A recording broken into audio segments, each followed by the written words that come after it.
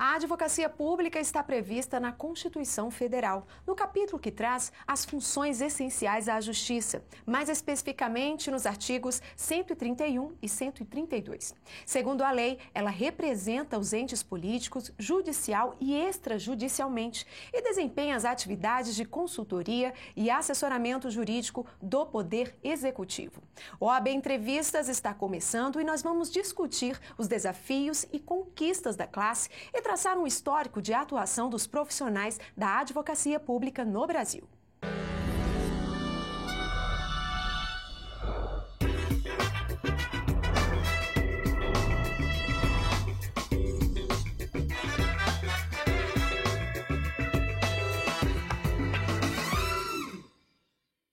E quem conversa comigo a respeito da carreira da advocacia pública é o advogado Marcelo Terto e Silva, presidente da Comissão Nacional de Advocacia Pública da OAB. Seja muito bem-vindo, doutor Marcelo. Obrigado, Putira. Nós que agradecemos. Prazer recebê-lo aqui para a gente poder falar, sobre essa área. A advocacia pública, ela é garantidora do Estado democrático de direito, doutor Marcelo, por quê? Sim, porque o sistema de justiça, ele é integrado de uma série de agentes e de funções. Você tem o judiciário, você tem o Ministério Público, a Defensoria Pública, a advocacia como gênero e, como espécie de advocacia, a advocacia pública, que não se difere do ponto de vista profissional da advocacia de um modo geral, da advocacia privada, mas ela precisa de uma estrutura, de um apanhado institucional que lhe assegure, nas relações com o poder que ela representa, a independência técnica necessária a fim de orientar bem, do ponto de vista jurídico, as políticas públicas. E considerando isso, é a única função do sistema de justiça que vê a administração, percebe a administração por dentro. Então, ela tem uma função preventiva, ela tem uma função proativa na medida em que ela também pode propor que a administração racionalize seus conflitos, resolvendo administrativamente, sem a necessidade de levar para o judiciário. E o mais importante, ela tem uma visão sistêmica, ela entende os problemas da administração, daqueles que representam o povo, o cidadão brasileiro, por dentro, com todos os seus dramas, os seus dilemas, inclusive orçamentários. De extrema importância, Falei na abertura do nosso programa, doutor Marcelo, o que a Constituição diz a respeito da advocacia pública. Ela é defensora somente do Poder Executivo ou da sociedade também? Ela é defensora da unidade federada como um todo.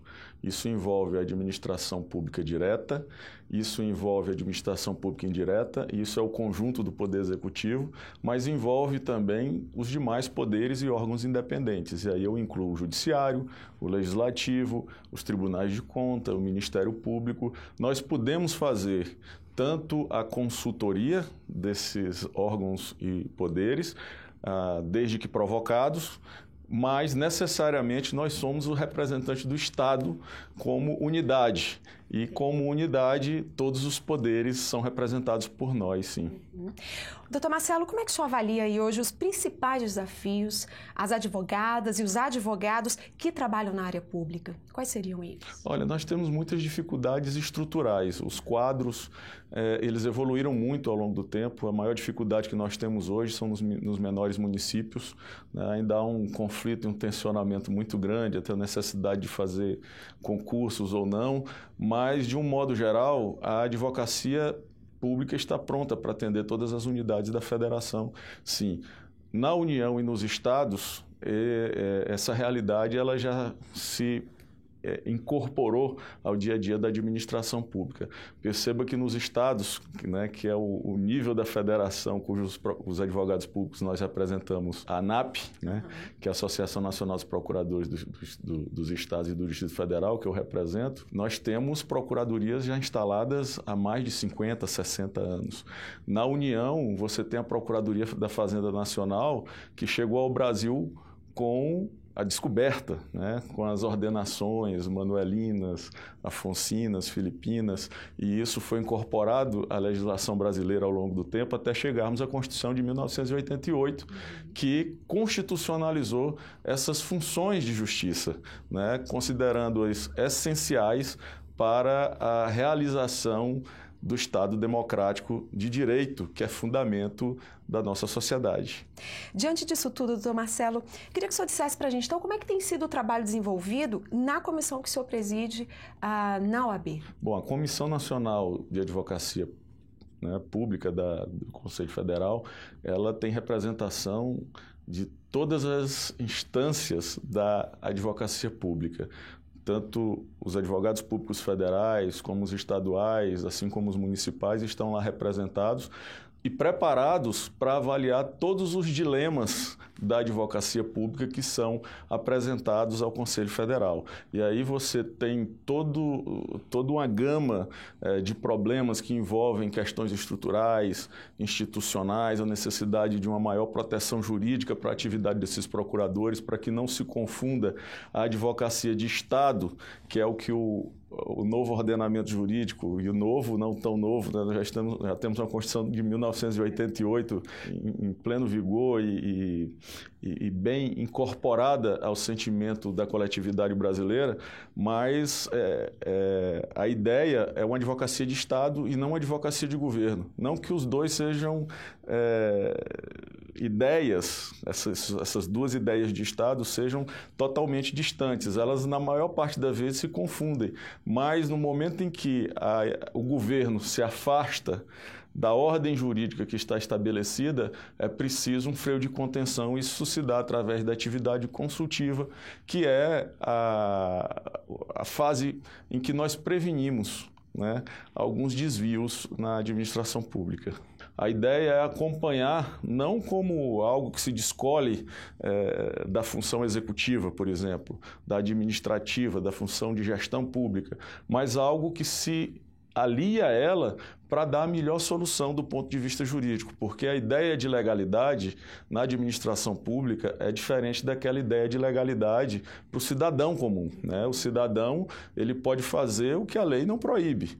A administração pública, até porque ela governa interesses da população que ela representa, ela só pode fazer o que a lei aprovada por seus representantes nos legislativos aprovam, permite.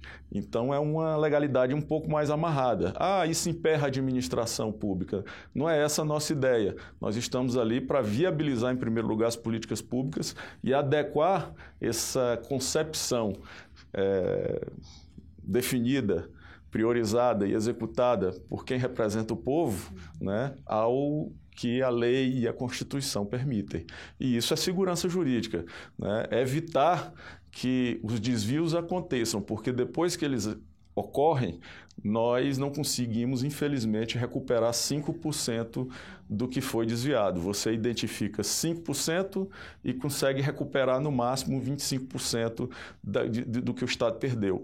E nos aliamos à ideia de que a administração ela deve melhorar do ponto de vista gerencial, de governança, porque não é só a corrupção que onera e que destrói e compromete o patrimônio público. A incompetência também é uma fonte de desperdício no Brasil extraordinária. Com certeza. Bom, doutor Marcelo, a gente vai para um breve intervalo. A gente vai para um intervalo pequenininho, mas daqui a pouco a gente volta falando sobre prerrogativas da advocacia pública. A gente volta já já.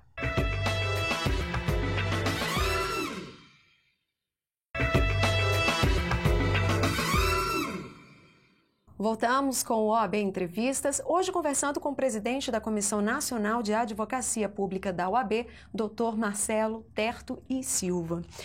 No bloco anterior, doutor Marcelo, a gente falou sobre a advocacia pública como sendo uma advocacia de Estado, né?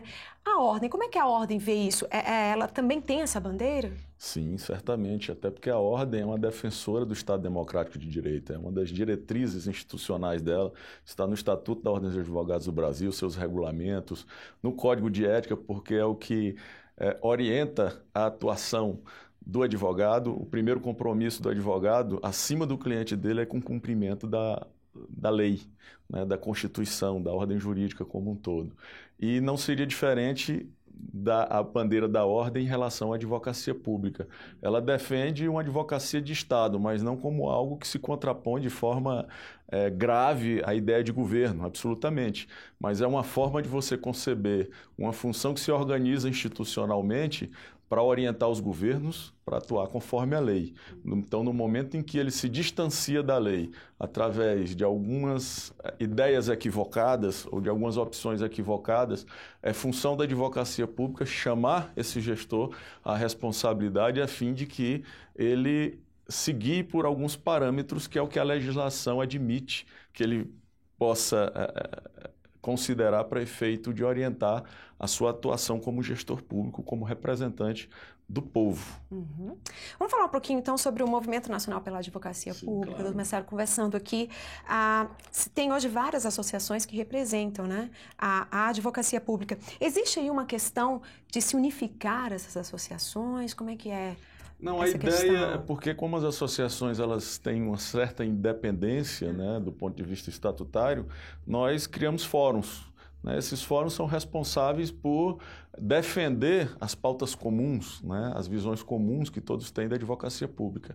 Eu posso lhe dizer que, tirando questões meramente corporativas, que envolvam salário, algumas questões relativas à progressão funcional, que, em função até da própria autonomia dos entes aos quais nós nos vinculamos, né? A União tem seu regime jurídico destinado aos seus advogados públicos, enquanto os estados, cada um tem o seu, mas sempre respeitando os parâmetros de atuação profissional, tanto do ponto de vista de prerrogativas, de direitos, de obrigações, que orientam o advogado público como advogado que é.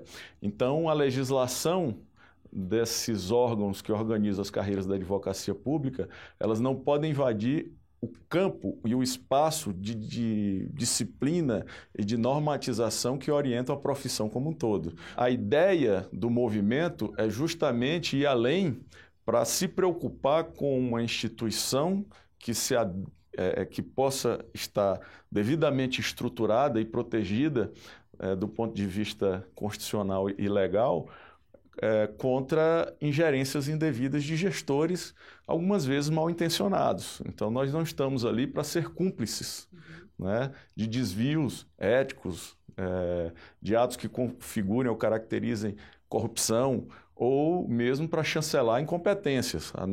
A nossa função é enquadrar ou adequar, apontar caminhos para que a administração atue dentro da legalidade e com a maior eficiência possível. E o Movimento Nacional pela Advocacia Pública, né, que tem como integrantes 7 entidades representativas da advocacia pública no plano federal e estadual, ela tem como pauta, agenda principal, a aprovação da PEC 82, que está aguardando pauta no plenário da Câmara dos Deputados e conta com o apoio da Ordem. Foram vários os atos que nós realizamos ao longo dos últimos anos e já na gestão do presidente Lamarck tivemos a oportunidade agora de comemorar recentemente o Dia Nacional da Advocacia Pública, em que sempre temos o cuidado e a lembrança de destacar a preocupação com a aprovação dessa PEC, porque não adianta você imaginar que no atual estágio em que o sistema jurídico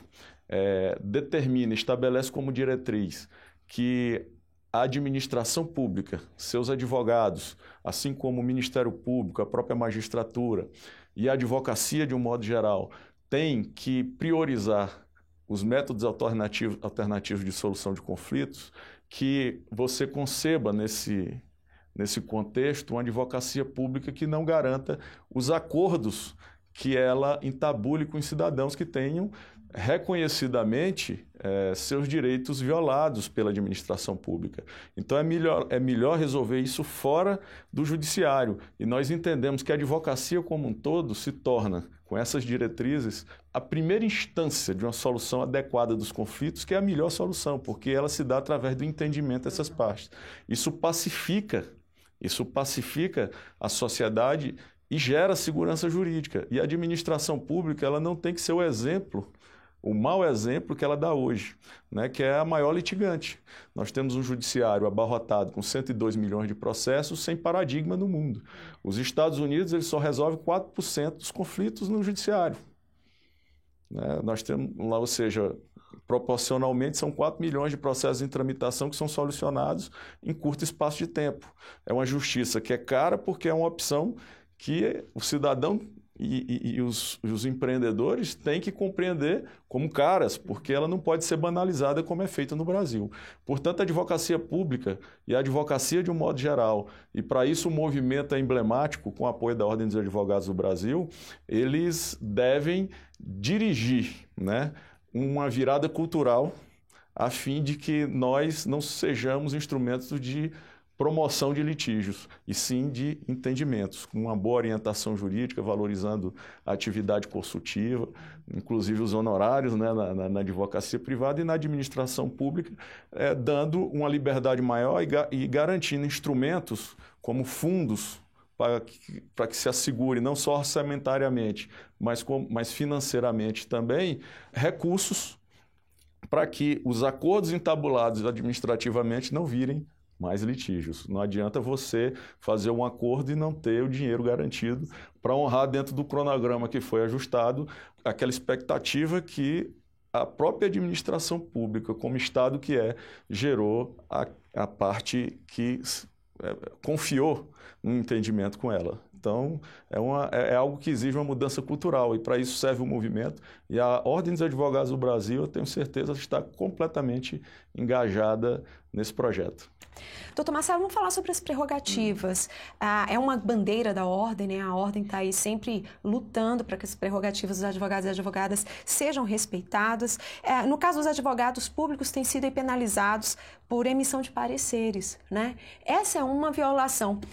Temos outras violações de prerrogativas para a classe? Sim, se eu comentasse um pouco. São várias, mas essa né? é a mais grave. Né? A tentativa de criminalização da advocacia por crime de opinião, né, por divergência teórica, é uma das pautas que nós entendemos mais absurdas e que é o motivo de maior preocupação da Ordem dos Advogados do Brasil hoje.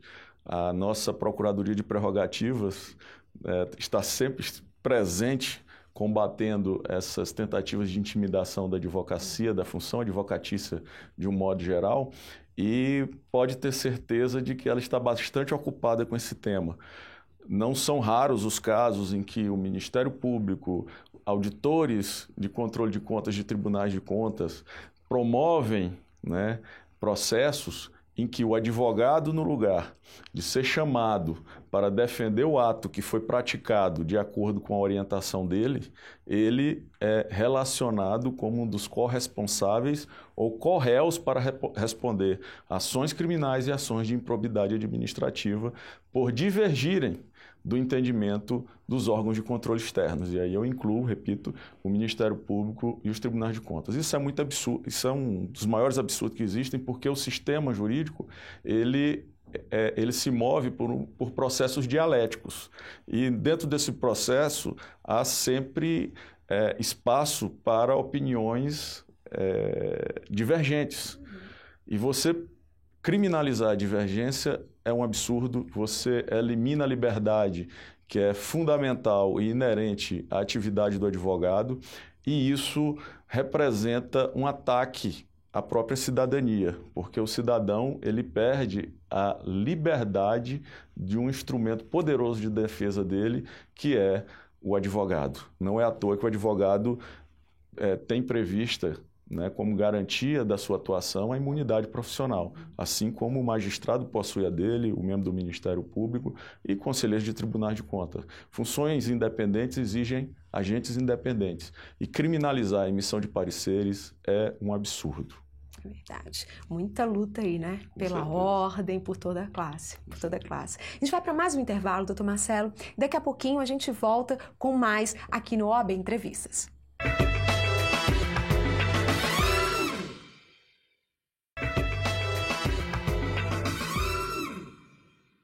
Estamos de volta, hoje falando sobre advocacia pública. Quem está comigo é o doutor Marcelo.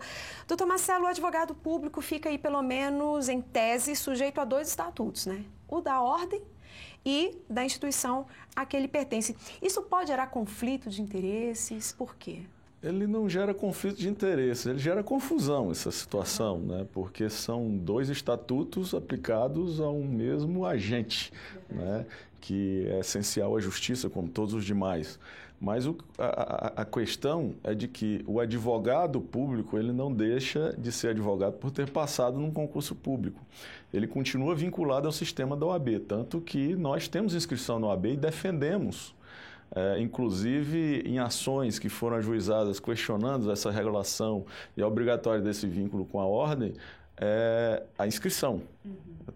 Todas as entidades da advocacia pública ingressaram como amicus curiae, defendendo a constitucionalidade, numa ação direta de inconstitucionalidade movida pelo Procurador-Geral da República, que questiona a obrigatoriedade da inscrição dos advogados públicos na Ordem dos Advogados do Brasil.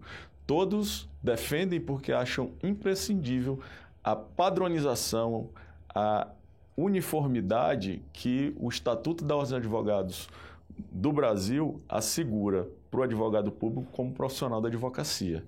Como eu disse inicialmente, é ali que estão os fundamentos da isonomia do advogado público com um membro da magistratura, com um membro do Ministério Público, porque não existe hierarquia entre funções de justiça. Senão não poderia haver discussão no processo, porque eu teria que obedecer um entendimento ou uma visão diferente da minha do ponto de vista jurídico. E isso tornaria os advogados, de um modo geral, figuras acessórias no processo judicial. E não é assim que deve ser.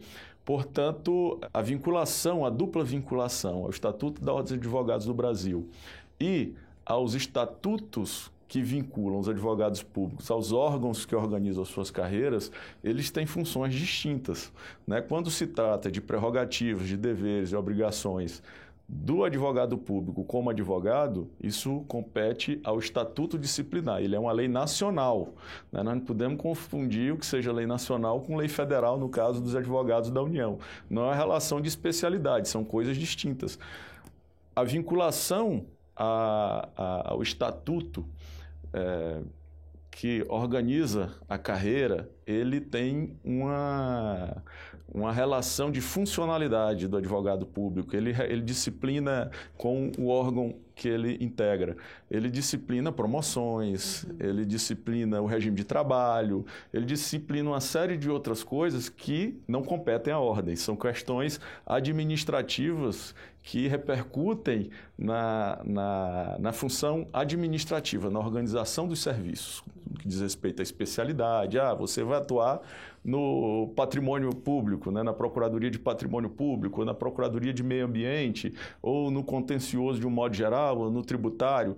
Isso é uma função do Estatuto.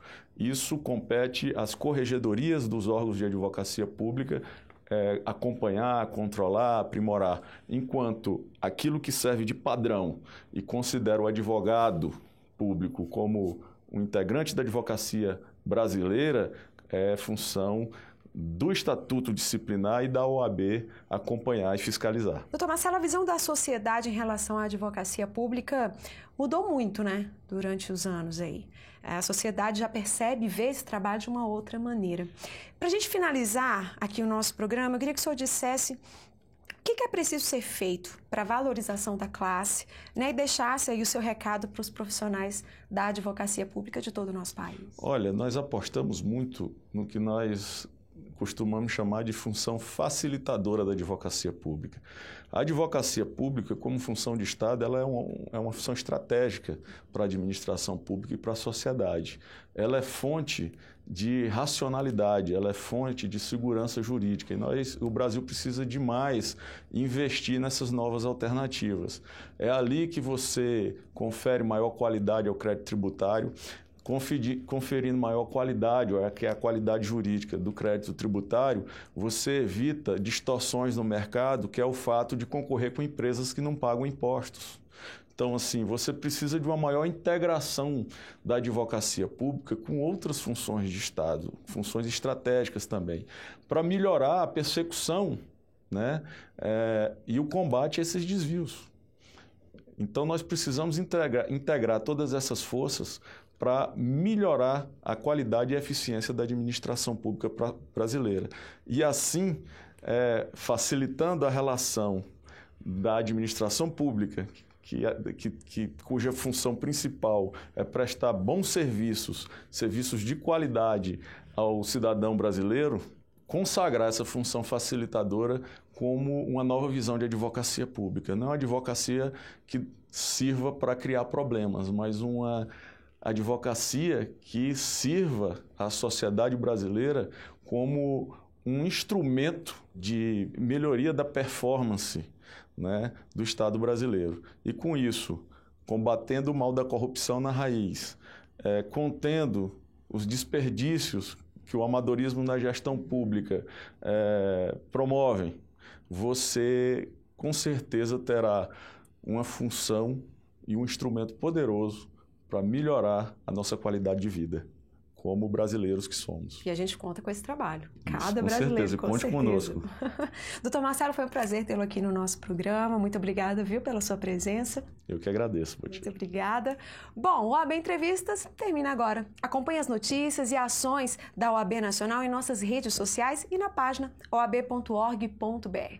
Muito obrigada pela sua companhia e até a próxima semana.